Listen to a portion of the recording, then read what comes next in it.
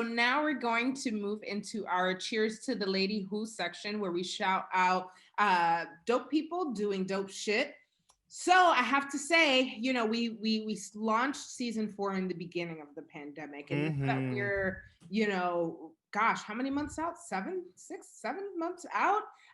You know, I just have to say cheers to the fact that life has persisted. I mean, at this point, there is such a like low bar for like what is like, you celebrate a sunny day at this point, you know, which in some ways is really wonderful, because I think what the pandemic has taught a lot of us is that we can slow down.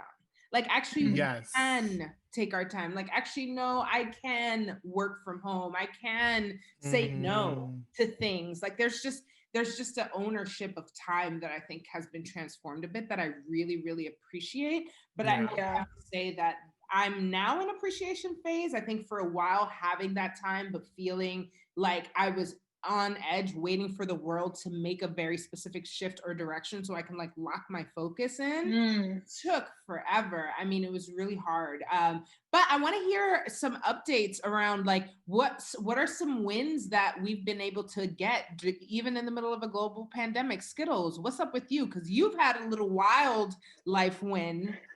Yeah, you know what's so crazy about this entire thing is when COVID was beginning, and we had just had like a busy month of like working on the season or whatever and getting ready to like launch it or whatever. But I remember going to work feeling like, oh my God, I do not want to be in this classroom. I do not want to do this. I do not want to do that. And then when COVID came, it was like, did I wish this into existence, that I'm like never gonna have to be in a fucking classroom again? Oh my God, what did I do? But really, at the end of the day, as unfortunate of an experience as COVID has been, it has also brought like a lot of great just like opportunities in terms of like, you know, like you said, like that ownership of time and really kind of doing that self-love for yourself. I started, you know, I stopped drinking in August just to kind of like kick up a little bit of a more healthy self-love, healthy choices, healthier habits. I think all of 2020, my big goal was to become more active, but towards like August, after, you know, I was binge drinking all the time on Zoom, I finally started like working out and like actually taking care of myself. I need that energy. And then I premiered in Wildlife as Debbie on Sci-Fi. So now every Saturday night you could catch me on Sci-Fi in a cartoon called Wildlife. So that was really cool. And that was a dope experience because I recorded it over COVID. So I recorded a whole animated series in my closet, essentially. Wow. So that was a very cool experience. I feel like I was able to focus a good amount of energy into being creative, which allowed me to stay like sane for the majority of the beginning of the pandemic. And I think that the content that came out of it was all like just like a level up. From the Meet Up Bitch series that we started with Julissa and Adiza, the music videos that I've done with Joe and Dozo and stuff like that, just like all that content and all the collaborations that were going on. We're dope. We're dope. Yeah, and you know, we still out here, we still trying to hustle, we're still trying to make things work. And yeah, I don't know. On keeping That's up. amazing. Yeah, and you know, I think like for me, interestingly enough, like I got laid off during the pandemic, and so I went from being on the impact team at WeWork with working alongside Miguel McKelvey, who's the fucking co-founder, and it was like a moment. It was like, oh my God, Mom, look, I made it, and it almost felt like I made it on accident, and I was like, how did I even get to this point? And it was such a big moment, and I was just getting into it. You know what I mean? I was just getting into it before everything sort of blew up. And I think that that's where my my transition felt a little foggy because I was like, okay, I was literally set up for what felt like one of the biggest opportunities of my life. And then a virus hit, and now my life choices and like direction that I thought was real is no longer real. And so it was, and I think I'm still sort of in that because I'm still unemployed. I'm still unemployed. But I think when I talked about time, I think having the time to myself really gave me time to think about how do I really step forward into my purpose and the things that I can do and make money off of that. And I feel like I've spent a lot of time behind the scenes and supporting other entrepreneurs and things like that. And I know how to make the moves. Like I know the blueprint. I just have a deep fear around failure that I'm having to work through, which I think is another, you know, just life update. This pandemic like has forced me to really be reflective and make life choices. You know what I mean? And really understand that I cannot wait for the world to figure itself out in order to figure myself out and to tap into my superpowers. Like that's just not how it works. You have to do the work. So that's really my life update. I won a commission, a writer's commission with the Latinx Playwright Circle in partnership with Bregones Theater Company, which was really big for me because when I submitted it, I was like, I'm not gonna get this. I literally sent it with the intention of knowing it was already a failure before it was even open. And then I ended up winning, and that was like crazy. And then I've had like, you know, I have this artistic project I'm doing with Intar Theater where we're going to have pop-up theater, disruptive, almost like, what are those called? Those flash mobs? Flash mobs. Flash mob style theater right before the election to encourage people to vote and to make political statements. So like that's really awesome. And I was able to get an artistic commission from them to start working on another project, just any project. Like what project might I want to get started on? Because the future of theater right now is so up in the air that it's like, you know, the grants and monies that people had left over too, they're like, we still want to create, we still want artists to get paid to create art even during a time. So, you know, I'm in a very interesting position to do that. And yeah, you know, that's where I'm at. Denisse, what about you? What's COVID life been like? I mean, like Skittles, I thought I manifested this because I thought I manifested a whole ass pandemic. My husband got a new job in December, which requires him like he just got into this really cool position. He's an awesome like supervisor and just like leader. So he supervises the entire West Coast for a company, and so he had to travel again. And he was traveling like twice a month for a couple of days, and I was like, this bullshit again. Like we already did this, like, you know, we were already apart, and it was weird. And so he traveled like twice, and the pandemic hit, and I was like crying about it. I was like, why do you have to leave? Like I'm out here by myself, you know, like whatever. And literally then they just suspended all travel, and he just went to work today for the first time since March. Wow. So I was like, oh my God, first of all, I'm either like a really powerful bruja or like, or like some shit is going on because I feel like I caused this. But no, I mean, like everyone who's listening, I'm sure like you guys have had to pivot.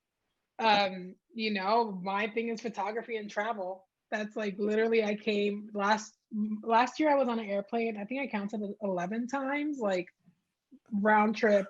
I mean, last year, this time we were at Hispanicize. Yeah, literally this week. Last year. Oh my God, that's crazy. Yeah, it was like a Thursday or something. That's we wild. were literally in LA. Right? That's amazing. Yeah.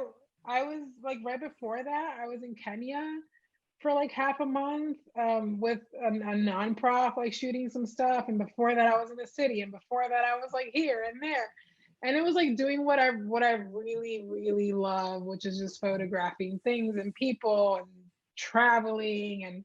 And so not being able to do that, I really had to like shift my business. And so I do a lot of influencer work, which is cool. I would like to say and speak for myself that I approach it differently. So I don't like just being like, oh my God, like look at this lotion that they sent me, like whatever. Like I'll still do that in my stories, like thanks for the free lotion. But I don't, you know, I'm very particular about the sponsorships that I do.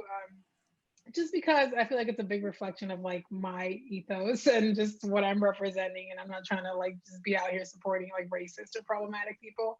Yes. So that was really hard because at that time, especially like when Black Lives Matter came into the conversation, everyone wanted to wear. If you were like a little bit tan, like you ain't even have to be like fully brown.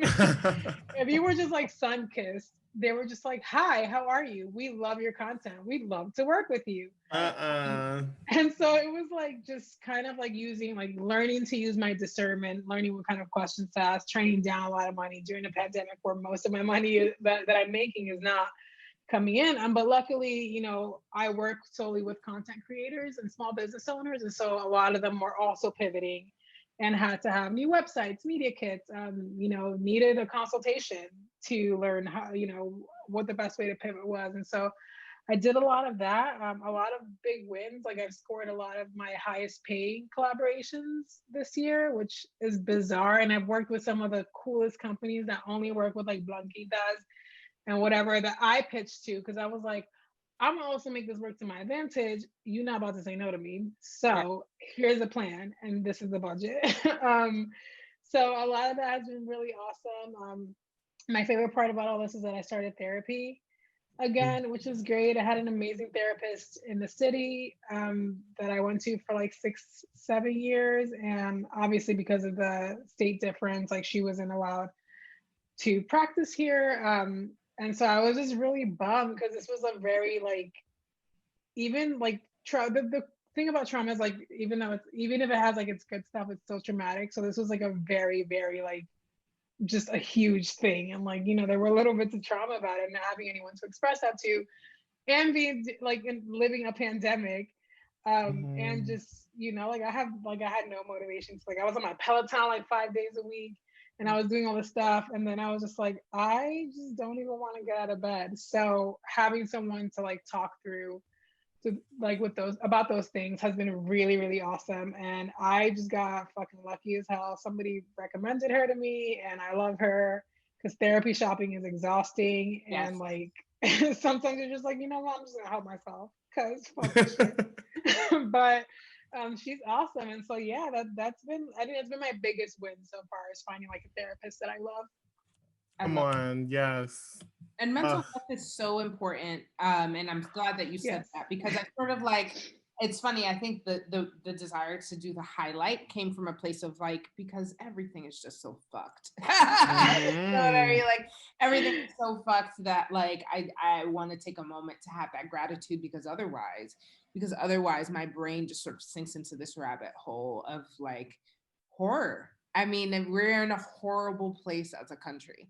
You know what I mean? Even just as a culture, like, and just, you know, one of the things that I noticed, like, that, you know, like when you notice things about other people and then like you got enough time to think and you're just like, oh shit, I'm the same person. Like, and I realized like so many people were very performative or like super extra, or just like, here I am, like online, and you're just like, bro, chill out, we're all freaking out, like calm down. And then you just like, you're thinking like, oh, like, man, people are really struggling to be by themselves with their own thoughts. Like you realize that one of the things that I learned just personally that applies to me is I work a lot and I love working because I don't have to stop and deal with myself and my own shit.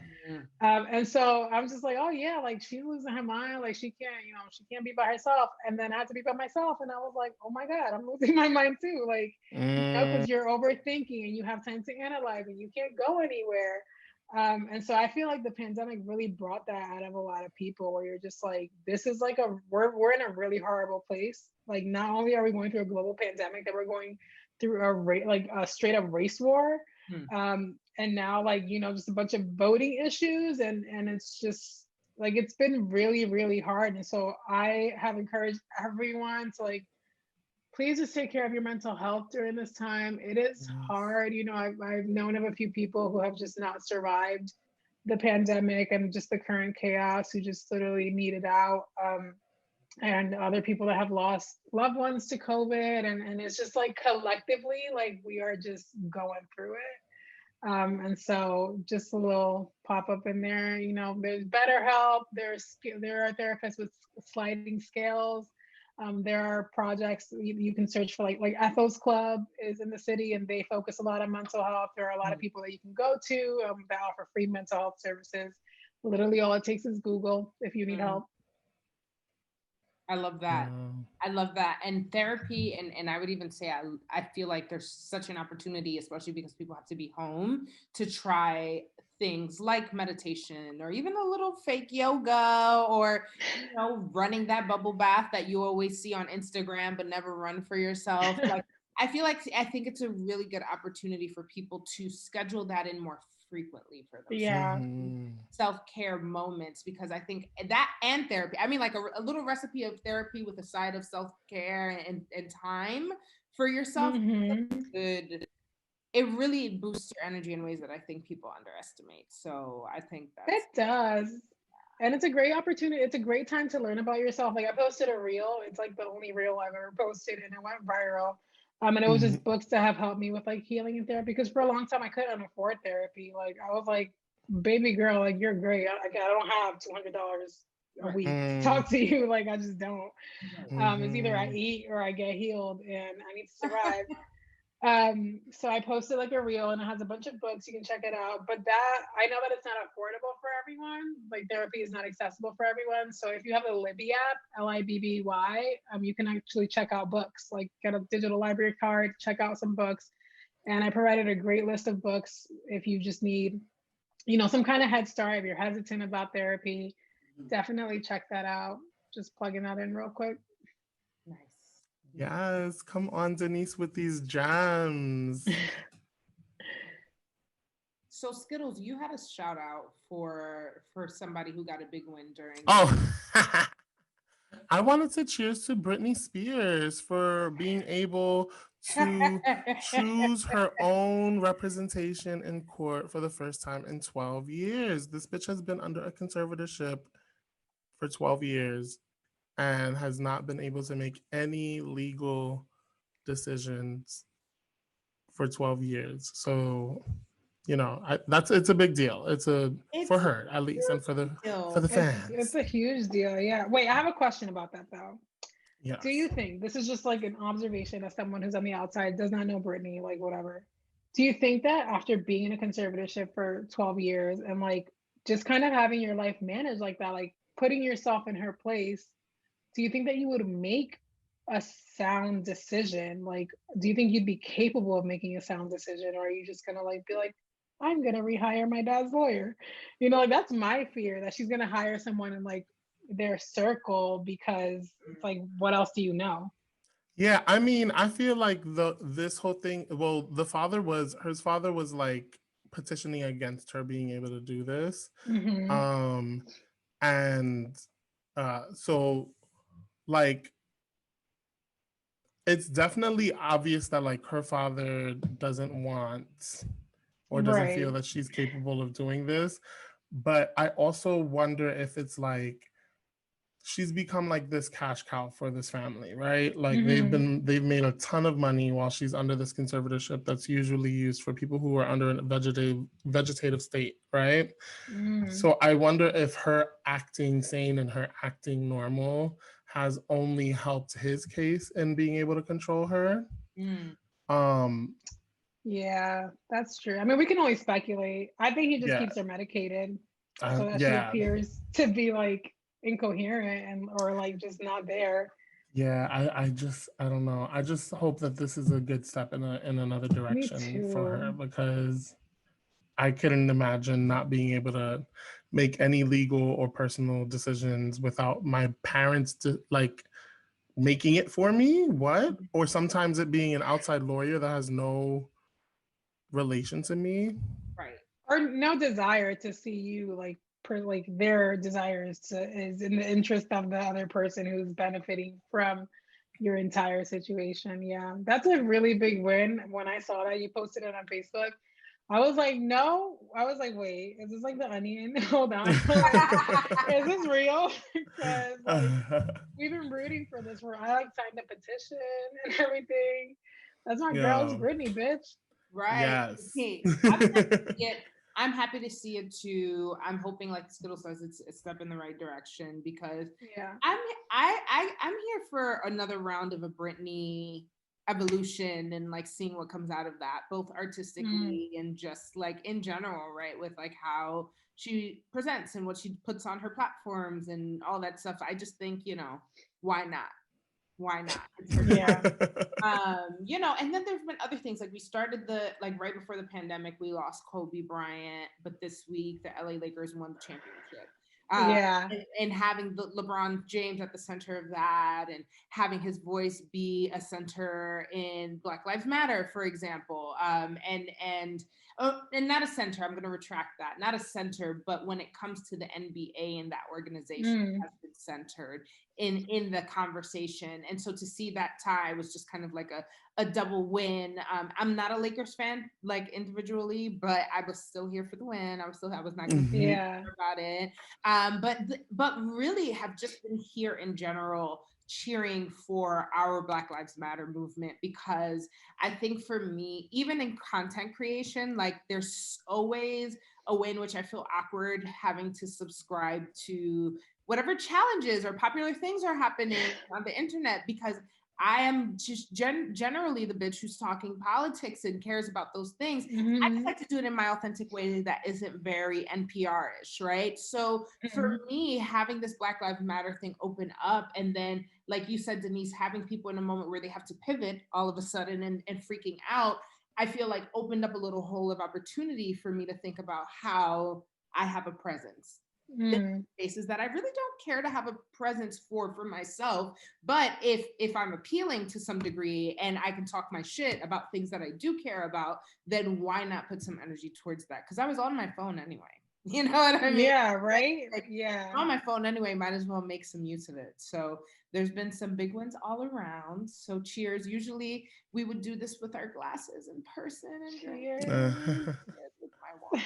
Hydrated. I don't even have anything to drink here. Right, lip gloss.